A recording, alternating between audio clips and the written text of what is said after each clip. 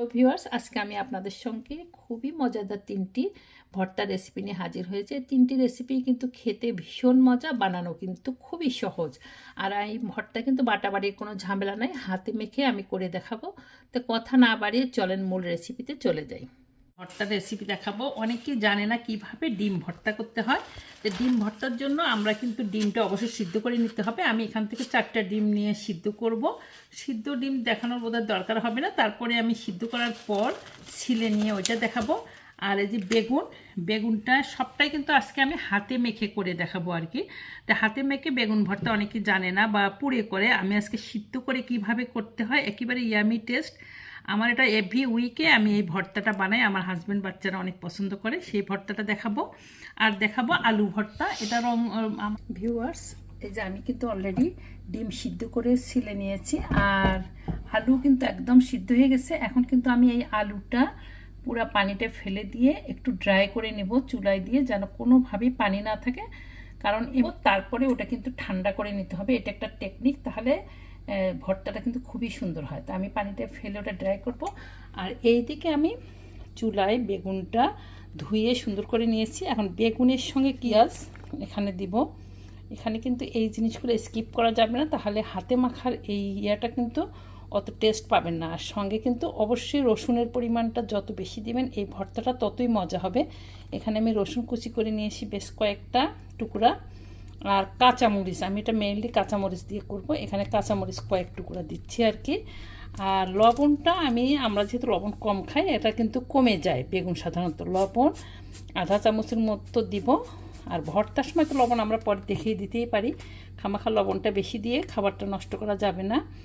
সঙ্গে এখানে কিন্তু একটুখানি আমি হলুদ ইউজ করি।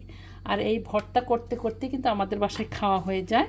আর এখানে যে কোনো তেল, রান্নার তেলটাই আমি একটুখানি দিয়ে তারপরে পানি দিব, ডুবো পানিতে এটা সিদ্ধ করে নেব।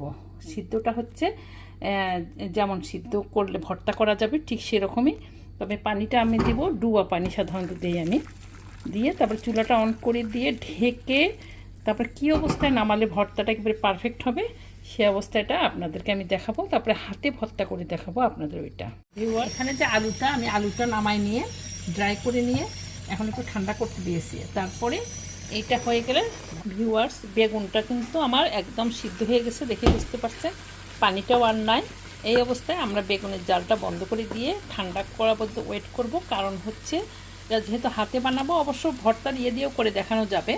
প্রথমে আমি আলু ভর্তাটা আর ডিম ভর্তাটা আপনাদের করে দেখাই, চলেন। এটা বন্ধ করে রেখে ঠান্ডা করতে দিয়ে ডিম ভর্তা আর আলু ভর্তাটা বানাই। ভিউয়ার্স, আমি এখন আলু ভর্তাটা করে দেখাবো। আলুটা কিন্তু সিদ্ধ এরকম হয়েছে, আর এটা একটুখানি রাখার পর কিন্তু একটু আঠালো ভাব আসছে। এটা কিন্তু গরম গরম করলে আঠালো ভাবটা থাকবে না। আর একটা টিপস আপনাদের দেখাই, এরকম মরিচ দিয়ে যেহেতু আমরা করব, শুকনা মরিচ দিয়ে তো অবশ্যই আলু ভর্তা করতে হবে। তা হাতে যেহেতু করব, ওটা ভাঙার অসুবিধার জন্য আমি কিন্তু শুকনা মরিচটা ভেজে সুন্দর করে গুঁড়া করে রাখে, কারণ বছরের মধ্যে আমাদের করা সম্ভব হয় না, ঘরে গন্ধ হবে জন্য ঠান্ডা পড়লে। আর এখানে অবশ্যই আমি কাঁচামরিচ ইউজ করব, পেঁয়াজ ইউজ করব। আর আমি যেহেতু সরিষার তেল খাই না, সেখানে আমি কিন্তু আপনাদের অলিভ অয়েল দিয়ে করে দেখাবো হেলথ অনুযায়ী। আর এখানে এখন প্রথমে আলুটাকে আমাদের খুবই সুন্দর ভর্তা করে নিতে হবে। আলু ভর্তাটা কিন্তু আমি হাতেই করব, সব ভর্তাই কিন্তু হাতে করে দেখাবো আপনাদের। আমি একদম সুন্দর ম্যাশ করে নিয়েছি। দেখেন এখানে কিন্তু একটু আঠালোও হয়েছে। অনেকেই কিন্তু আমেরিকা থেকে যারা ভর্তা বানায় সবাই কিন্তু এই টিক্সটা জানে না, এটা রেখে দিলেই খুবই সুন্দর হয়। আর এখানে আমি ইউজ করব কাঁচামরিচ, কিছুটা কাঁচা পাকা মরিচ। এখানে এটা দিলে কিন্তু স্বাদ অনেক বেড়ে যায়। আর দিবেন হচ্ছে পেঁয়াজ, আপনার সাদা অথবা লাল যে কোনো পেঁয়াজই দিতে পারেন, তবে পেঁয়াজটা একটুখানি মুথে নিয়ে দিলে সবচেয়ে ভালো হয়। আর লবণটা অবশ্যই আপনাদের পছন্দ বা আপনার টেস্ট অনুযায়ী দিবেন। আমি লবণটা প্রথমেই কম দিব, কারণ আমার বাসায় কিন্তু লবণ নিয়ে একটু প্রবলেম আছে, লবণ কোনোভাবেই বেশি খেতে চায় না। আর এখানে আলু ভর্তায় কিন্তু শুকনা মরিচ ছাড়া হবেই না। এখন আমরা এটা দিব। আর যারা ধনিয়ার পাতা পছন্দ করেন তারা কিন্তু ধনিয়ার পাতাটা দিতে পারেন। এখন প্রথমে কিন্তু আমাদের এইটা মিক্স করে নিতে হবে। ভর্তার কিন্তু স্বাদ বাড়ে বিভিন্ন কারণে, এক একজনের হাতের ভর্তা কিন্তু এক এক মতো হয়। এখন আমি এই পেঁয়াজ আর ইয়াটার মধ্যেই কিন্তু আমি দিব হচ্ছে অলিভ অয়েলটা। আপনারা কিন্তু সরিষার তেল খালে ওইটা দিবেন, আমরা যেহেতু সরিষার তেলটা খাই না, এখানে অলিভ অয়েলটা দিয়ে তারপরে আমি ভর্তাটা মাখাবো। দেখেই বুঝতে পারছেন ভর্তার কালার আর টেস্ট অবশ্যই খুবই মজা হবে। তবে ঝালটা আর লবণটা আপনাদের পছন্দ অনুযায়ী করে নেবেন আর কি। এই তো আমার হয়ে গেল মাখানো। তারপরে আমি করে দেখাবো আপনাদের ডিম ভর্তাটা। ভিউয়ার্স, একই পদ্ধতিতে কিন্তু আমরা ডিম ভর্তাটাও করব। ডিম ভর্তাও কিন্তু একটু পেঁয়াজটা বেশি দিলে খুবই ভালো হয়। এখানে আমি পেঁয়াজের পরিমাণটা একটু বেশি নিব। এখানে কাঁচামরিচ অবশ্যই নেবেন, কাঁচামরিচ কিন্তু স্বাদটা ভালো হয়। আর শুকনো মরিচ তো মাস্ট দিতেই হবে। তো শুকনো সবটাই কিন্তু আপনাদের ঝালের উপর নির্ভর করছে। আর ভর্তা কিন্তু একটু ঝাল ঝালই ভালো হয়। আর লবণটা আমাদের যেহেতু কম খায়, আমি একটু কমই দিব, লাগলে পরে দেখে দিব আর কি।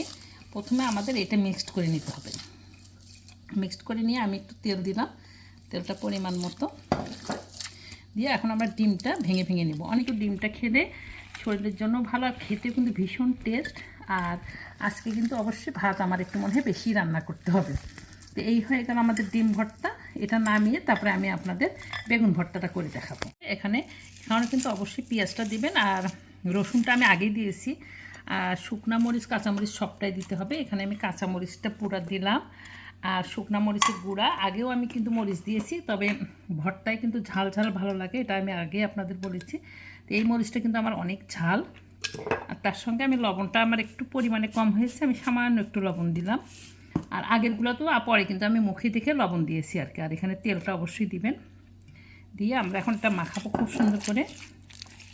মাখায় তারপরে পরিবেশন করব। আপনাদের আমি পরিবেশন করে দেখাবো। এটা দেখে আপনাদের লোভনীয় লাগবে।